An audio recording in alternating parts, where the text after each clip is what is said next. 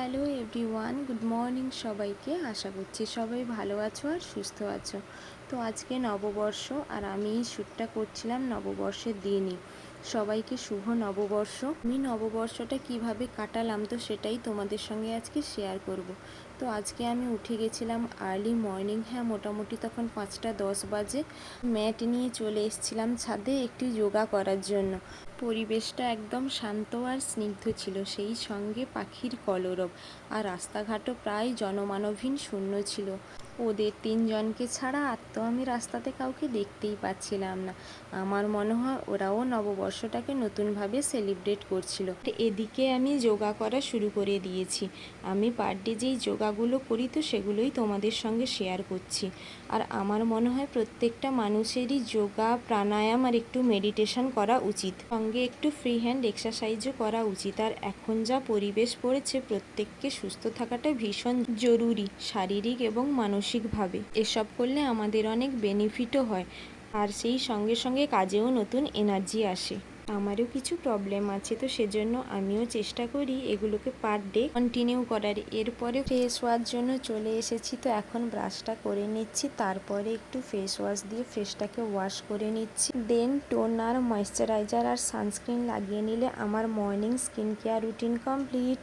এরপরে কিছু dry fruit আর seeds নিয়ে চলে এসেছি খাওয়ার জন্য, কিন্তু এটা আর সবসময় কন্টিনিউ করতে পারি না। তো এরপরে আমি জল খেয়ে নিচ্ছি, যেটা আমাদের স্কিন এবং বডি দুটোর জন্যই ভীষণই ভালো। পর আমি রেডি হয়ে আমার বাহনটাকে নিয়ে চলে গেছিলাম বাজারে, তো কিছু বাজার করার জন্য। কি কি আনলাম তোমাদের সঙ্গে অবশ্যই শেয়ার করব। দই আর মিষ্টি এনেছিলাম, কিছু মিষ্টি ঠাকুরের জন্য আর কিছু নিজেদের পেট পুজো করার জন্য। আর এনেছিলাম কিছু গোলাপ আর একটা রজনীগন্ধার স্টিক, এটা আমি মাঝে মধ্যে নিজের জন্য করেই থাকি। তার উপর আজকে ছিল নববর্ষ, তো ফাইনালি দেখো কথা বলতে বলতে আমার রুমের বেডশিটটাও চেঞ্জ করে ফেলেছি। এদিকে সমস্ত কাচাকুচি করে মেলাও কমপ্লিট। পরে রেডি হয়ে চলে এসেছি মন্দিরে। ব্যস্ততার জন্য কিছু ক্লিপ নেওয়াই হয়নি, কি আর করব। পুজোর ডালা নিয়ে দাঁড়িয়ে আছি লাইনে, আর এদিকে দেখো ভিড়টা সেই রকমই ছিল। আমার মতো হয়তো সবাইও চেয়েছিল যে ভগবানের দর্শন করে বছরটা শুরু করতে। আর এই দিকে দেখো কাকুটা দেখছিল, ভাবছিল তারও আমি ভিডিও করছি। আমি আমার মতো করে ভিডিও করে যাচ্ছিলাম। বলো তো এটা কোথাকার মন্দির?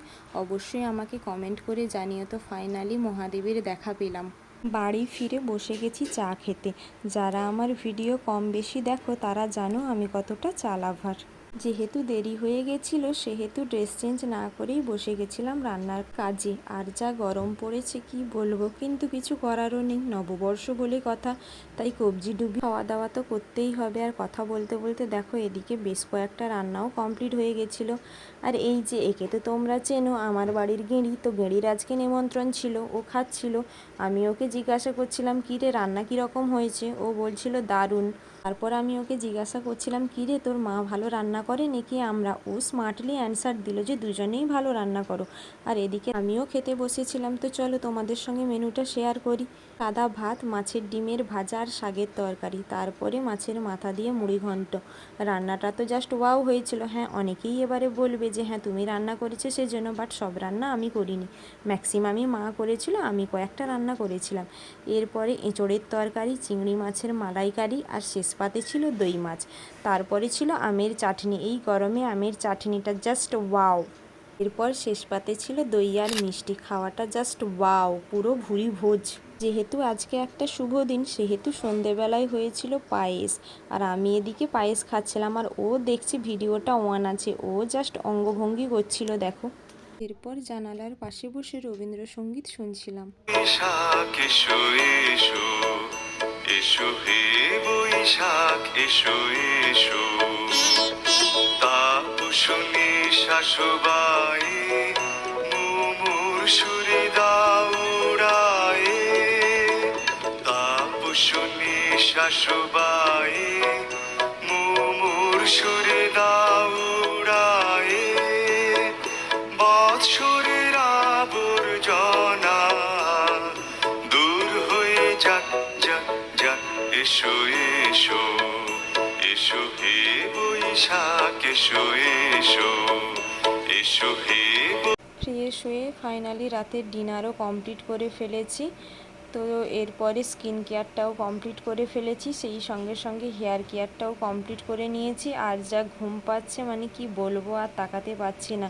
তো সবাই ভালো থাকো, সুস্থ থাকো, নববর্ষটাও ভালোভাবে কাটাও। গুড নাইট সবাইকে, বাই বাই।